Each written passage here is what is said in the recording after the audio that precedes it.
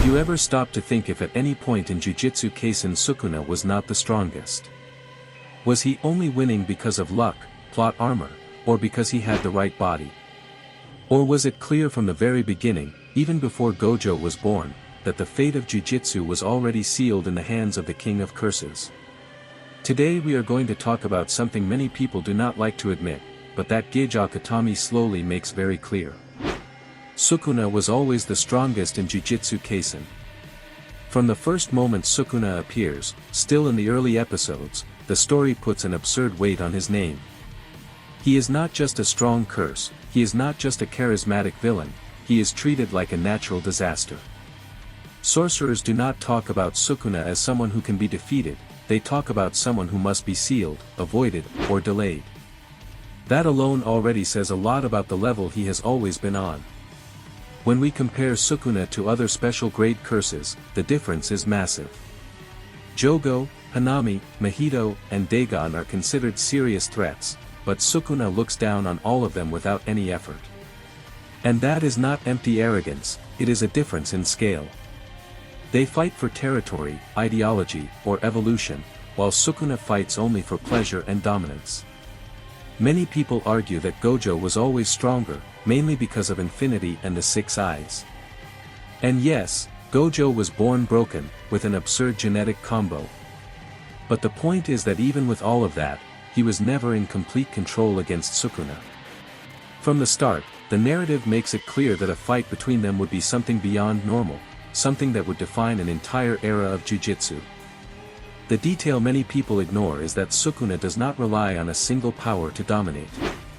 He does not have just one trick, or one ability that defines everything.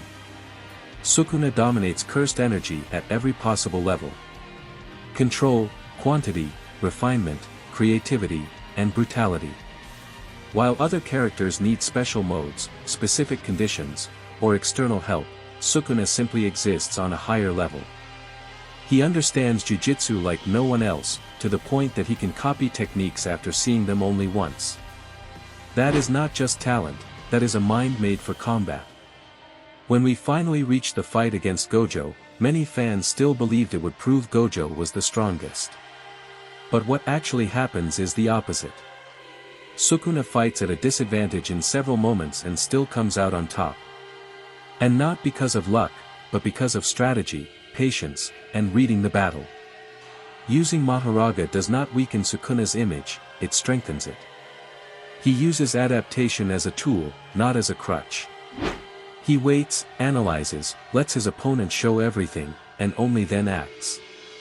That shows an absurd level of confidence, almost cruel. While Gojo fights as the peak of modern Jujutsu, Sukuna fights as the embodiment of ancient Jujutsu. A Jujutsu without rules, without morals, without concern for collateral damage.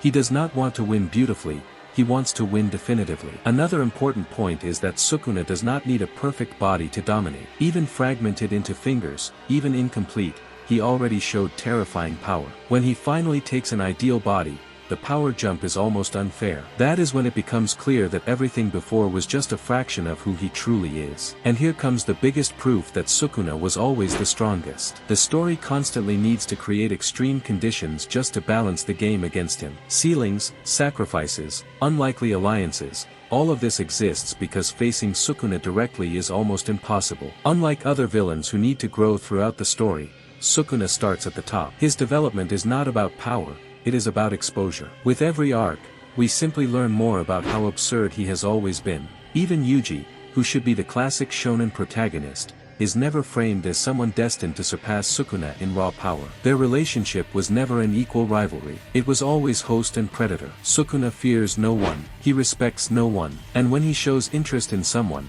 like with Megumi, it is always because he sees potential for something even more chaotic. That only reinforces that he is not playing on the same board as everyone else. In the end, Jujutsu Kaisen was never about who would train harder or unlock a hidden power to defeat the final villain. The story always made it clear that some entities are beyond human understanding, and Sukuna is the greatest of them. He is not the strongest because he defeated Gojo. He defeated Gojo because he was always the strongest. That is the difference many people refuse to accept. And if you enjoy learning these hidden stories from the anime world, follow the Shonen Mind channel for more videos like this. Here, we explore the hidden side of the anime that marked generations.